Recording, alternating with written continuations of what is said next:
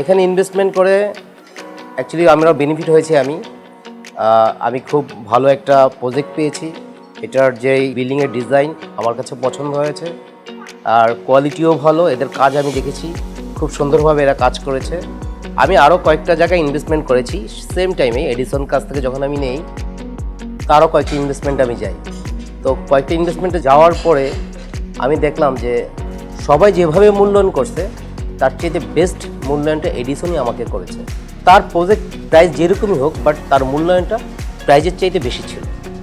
সে আমাকে সব সময় সব খবর রেখেছে। আমি যখন একটা অ্যাক্সিডেন্ট হলো, আমার হাত ভেঙে গেল, তখন সে আমাকে দেখার জন্য তার অফিস থেকে একটা টিম গেল। এরা আমাকে অনেক সাপোর্ট দিয়েছে। অ্যাকচুয়ালি আমি খুব হ্যাপি এই এডিসনের সাথে কাজ করতে পেরে। আমি খুব হ্যাপি। অনেক ডেভেলপার কোম্পানি আছে যাদের সাথে আমি কাজ করেছি। তো অ্যাকচুয়ালি এদের ভিতরে এডিসনটাই বেস্ট অফ লাক। এডিসন আরও এগিয়ে যাও।